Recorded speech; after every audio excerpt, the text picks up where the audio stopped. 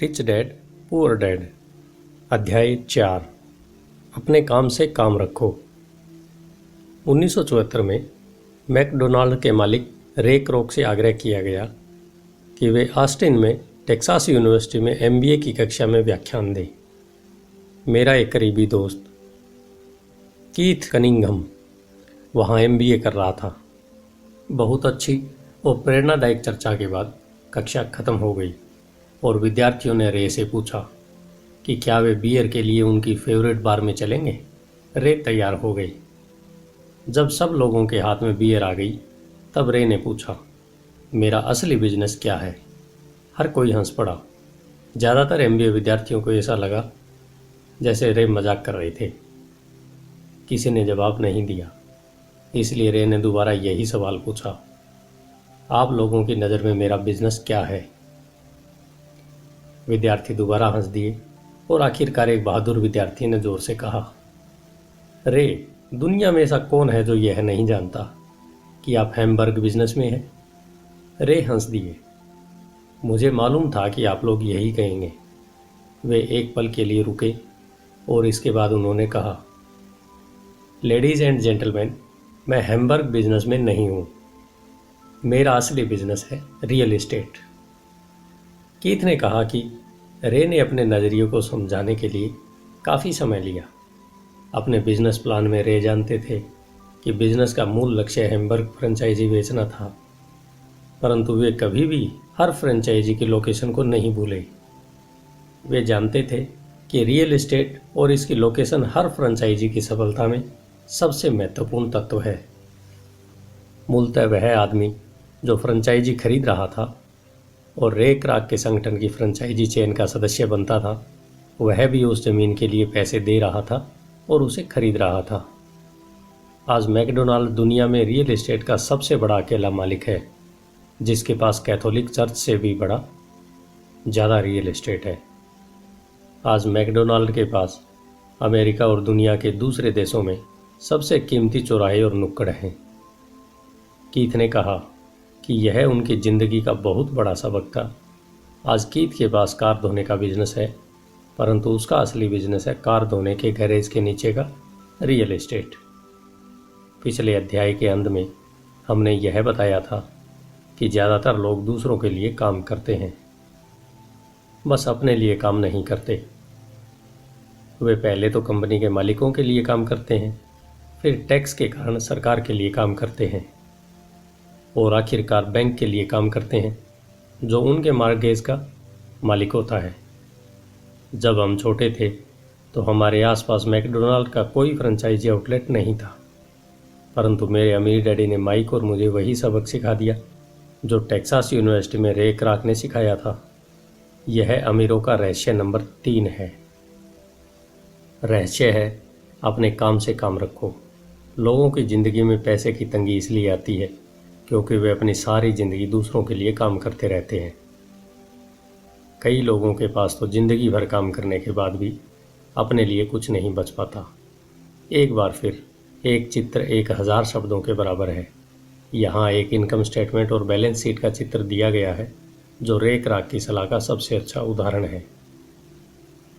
हमारी वर्तमान शिक्षा पद्धति आज के युवाओं में अकादमिक कुशलताएं विकसित कर उन्हें अच्छी नौकरियां दिलाने के लिए तैयार करती है। उनकी ज़िंदगी उनकी तनख्वाहों के चारों तरफ घूमती है, या जैसा पहले बताया जा चुका है, उनकी आमदनी वाले कॉलम के चारों तरफ और ज़्यादा अकादमिक कुशलताओं को विकसित करने के बाद वे अपनी व्यावसायिक योग्यताओं को बढ़ाने के लिए और ऊंची शिक्षा हासिल करते हैं। वे इंजीनियर, वैज्ञानिक, रसोइये, पुलिस अफसर, कलाकार, लेखक इत्यादि बनने के लिए पढ़ाई करते हैं। उनकी व्यावसायिक योग्यताएं उन्हें काम करने और पैसा कमाने का मौका देती हैं, परंतु ध्यान रहे, वे पैसे के लिए काम करते हैं। आपके प्रोफेशन और आपके बिजनेस में बहुत बड़ा अंतर है। मैं अक्सर लोगों से पूछता हूँ, आपका बिजनेस क्या है, और वे कहते हैं, मैं एक बैंकर हूँ। फिर मैं उनसे पूछता हूँ कि क्या वे बैंक के मालिक हैं, और सामान्यतः उनका जवाब होता है, नहीं, मैं वहाँ काम करता हूँ। इस तरह उन्होंने अपने प्रोफेशन और अपने बिजनेस को एक ही समझ लिया है।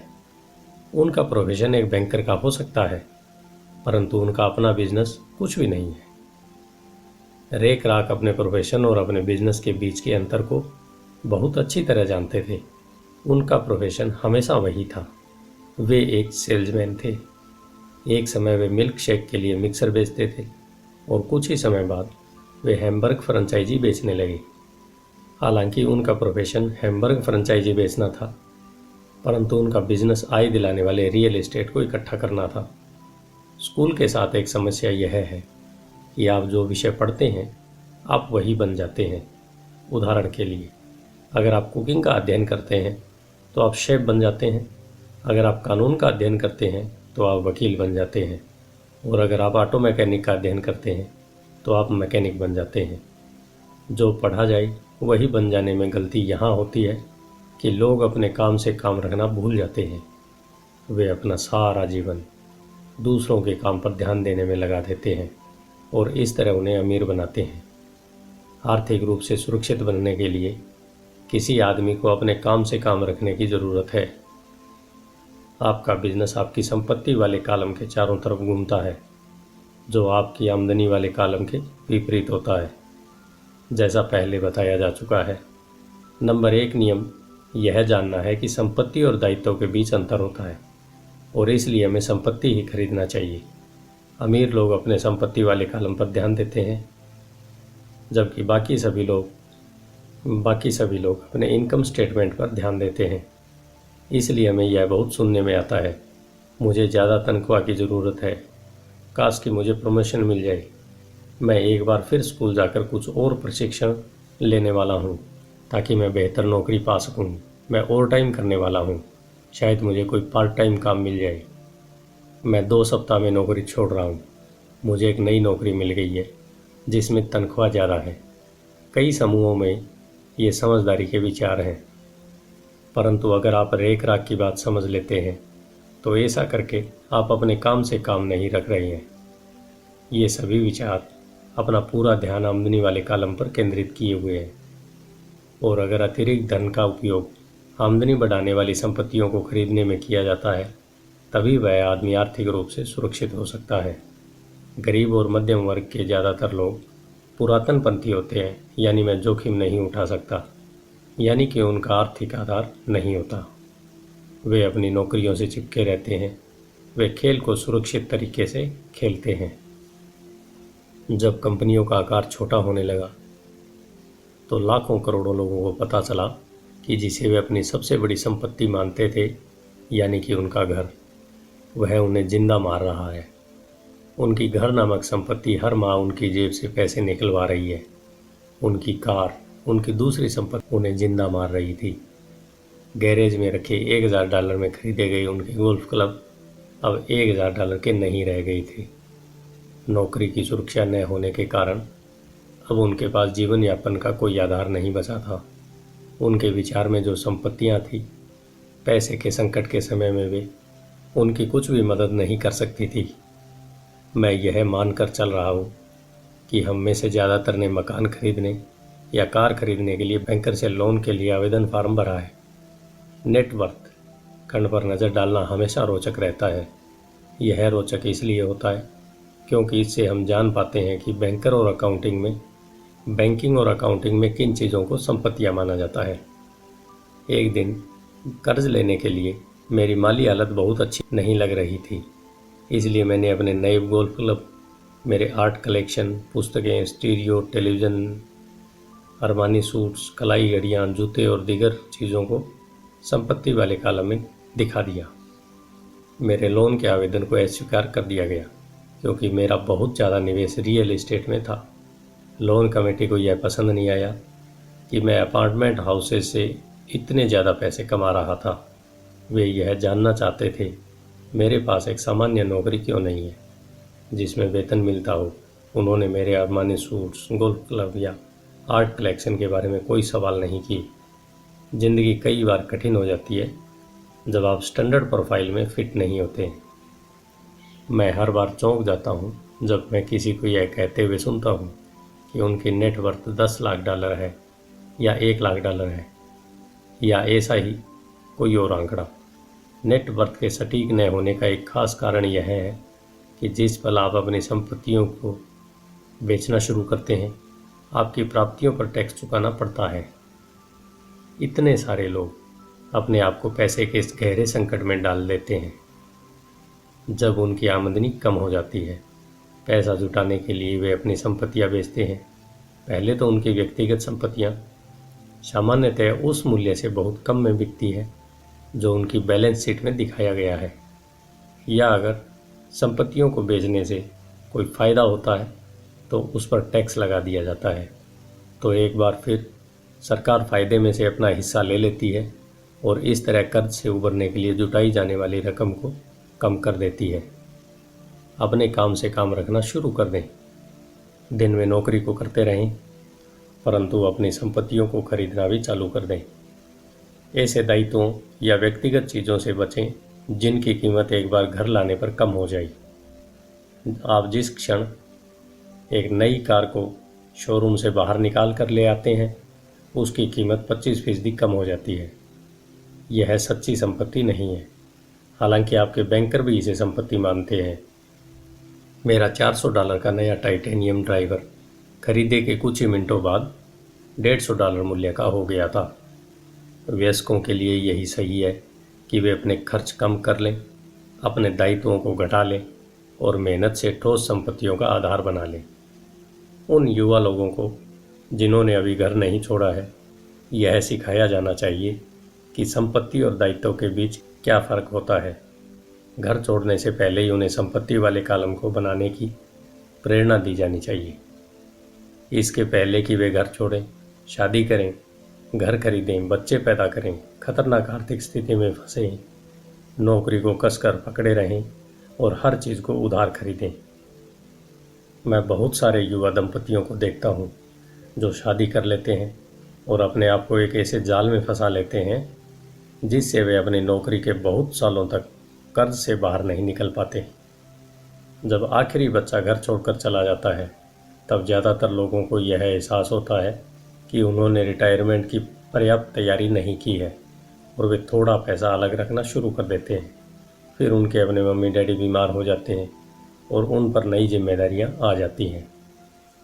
मैं तो आपको या आपके बच्चों को किस तरह की संपत्तियों के संग्रहण की प्रेरणा दे रहा हूँ। मेरी दुनिया में असली संपत्तियाँ कई तरह की होती हैं। नंबर 1, ऐसी बिजनेस जिसमें मेरे होने की ज़रूरत न हो। मैं उनका मालिक ज़रूर हूँ, परंतु उन्हें दूसरे लोग चलाते हैं। अगर मुझे वहाँ काम करना पड़े तो यह बिजनेस नहीं होगा, यह मेरी नौकरी होगी।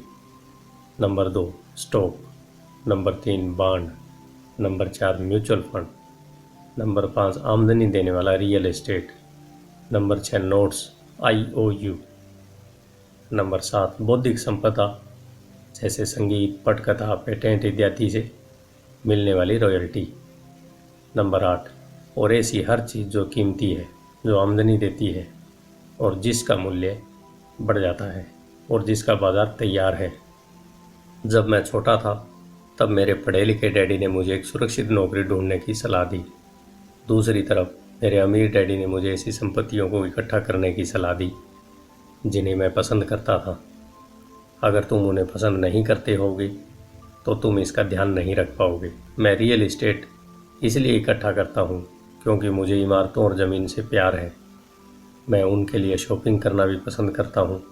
मैं सारा दिन उन्हें निहार सकता हूँ।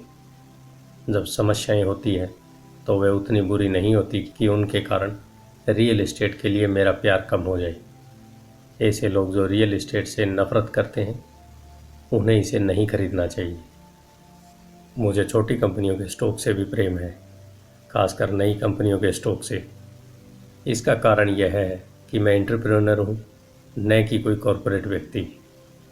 अपने शुरुआती सालों में मैं बड़े संगठनों में काम कर चुका हूँ, जैसे कैलिफोर्निया के स्टैंडर्ड में, US मरीन कॉर्प्स और जेरॉक्स कॉरपोरेशन में। मैंने इन संगठनों में बिताए समय का मज़ा लिया और मेरे पास कई सुखद यादें हैं, परंतु भीतर से मैं कंपनी में काम करने वाला आदमी नहीं हूँ। मुझे कंपनी चालू करना अच्छा लगता है, परंतु उन्हें चलाना मुझे उतना अच्छा नहीं लगता। इसलिए मैं जो शेयर खरीदता हूँ वह भी सामान्यतः छोटी कंपनियों के होते हैं और कई बार तो मैं कंपनी चालू करता हूँ और उसे सार्वजनिक बना देता हूँ। नए स्टॉक के शेयर में कीमत चमक सकती है और मुझे यह खेल पसंद है। कई लोग कम पूंजी वाली कंपनियों से डरते हैं और उन्हें खतरनाक कहते हैं, और वे खतरनाक हैं भी। परंतु खतरा हमेशा कम हो जाता है अगर आप निवेश से प्रेम करते हैं, उसे समझते हैं और खेल को अच्छी तरह से जानते हैं। छोटी कंपनियों के साथ मेरी रणनीति यह होती है कि एक साल में अपने शेयर बेच दिए जाएं। दूसरी तरफ मेरी स्थिति रियल एस्टेट की रणनीति होती, छोटी प्रॉपर्टी से शुरू करने की होती है। फिर मैं उस छोटी प्रॉपर्टी को बेचकर उसे थोड़ी बड़ी प्रॉपर्टी ले लेता हूँ और इस तरह अपने फ़ायदे पर टैक्स चुकाने से बचता रहता हूँ। इससे प्रॉपर्टी की वैल्यू में नाटकीय बढ़ोतरी होती है। मैं सामान्य तौर पर रियल एस्टेट को 7 साल से कम समय अपने पास रखता हूँ। वर्षों तक जब मैं मेरिन कार्प्स और जिरेक्स में था, तब भी मैंने वही किया जो मेरे अमीर डैडी ने मुझे सिखाया था। मैं अपनी दिन की नौकरी करता, परंतु मैं अपने काम से काम भी रखता था। मैं अपनी संपत्ति वाले कॉलम में कुछ न कुछ करता रहता था। मैं रियल एस्टेट और छोटे स्टॉक्स की खरीद फरोख्त भी करता था। अमीर डैडी ने हमेशा पैसे की समझ के महत्व पर जोर दिया। जितनी अच्छी तरह मैं अकाउंटिंग और कैश मैनेजमेंट को समझ सकता था, उतनी ही अच्छी तरह मैं निवेशों का विश्लेषण कर सकता था और आखिरकार खुद की कंपनी शुरू कर सकता था और उसे सफल बना सकता था। जब तक कि कोई पहले से ही ऐसा न सोच रहा हो, मैं किसी को भी अपनी कंपनी बनाने के लिए प्रोत्साहित नहीं करता। मैं जानता हूँ कि कंपनी चलाने में कितना झंझट होता है और मैं नहीं चाहता कि आप उस झंझट में फंसें। कई बार ऐसा भी समय आता है जब लोगों को रोज़गार नहीं मिलता और उनके लिए कंपनी चालू करना एक समाधान होता है, परंतु सफलता के अवसर बहुत कम हैं। 10 में से 9 कंपनियां 5 सालों में डूब जाती हैं। पहले 5 सालों में जो कंपनियां बची रहती हैं, उनमें से भी 10 में से 9 कंपनियां बाद में बंद हो जाती हैं। तो अगर आपकी अब पहले से ही अपनी कंपनी शुरू करने की इच्छा हो, तभी मैं इसकी सलाह दूंगा। अन्यथा अपने दिन की नौकरी करते रहें और अपना काम से काम रखें। जब मैं कहता हूं कि अपने काम से काम रखें, तो मेरा यह मतलब है कि आप अपनी संपत्ति वाले कॉलम को ज़्यादा मजबूत बनाते रहें। एक बार इसमें $1 जाए तो वह कभी बाहर न निकल पाई। इसे इस तरह सोचें कि जब $1 आपकी संपत्ति वाले कॉलम में जाता है तो वह आपका कर्मचारी बन जाता है। पैसे के बारे में सबसे अच्छी चीज़ यह है कि यह हर दिन 24 घंटे काम करता है और ऐसा पीढ़ियों तक कर सकता है। अपनी दिन की नौकरी को चालू रखें, एक अच्छे मेहनती कर्मचारी की तरह काम करें, परंतु अपनी संपत्ति वाले कॉलम को बढ़ाते रहें। जब आपका कैश फ्लो बढ़ता है, तब आप कुछ विलासिता की चीज़ें खरीद सकते हैं। इस बारे में एक महत्वपूर्ण तथ्य यह है कि अमीर लोग विलासिता की चीज़ें सबसे बाद में खरीदते हैं, जबकि गरीब और मध्यम वर्गीय लोग विलासिता की चीज़ें सबसे पहले खरीदते हैं। गरीब और मध्यम वर्गीय लोग अक्सर बड़े घर, हीरे, फर, ज्वेलरी जैसी विलासिता की चीज़ें इसलिए खरीद लेते हैं ताकि वे अमीर दिख सकें। वे अमीर दिखते हैं, परंतु असल में वे उधार के दलदल में गहरे धंसते चले जाते हैं। वे लोग जिनके पास पीढ़ियों से पैसा है, जो लंबे समय से अमीर हैं, वे अपने संपत्ति वाले कॉलम को सबसे पहले बनाते हैं। फिर संपत्ति वाले कॉलम से होने वाले आमदनी उनके लिए विलासिता की चीज़ें खरीद लेती है। गरीब और मध्यम वर्गीय लोग अपनी खून पसीने की कमाई और बच्चों की विरासत की कीमत पर विलासिता की चीज़ें खरीदते हैं।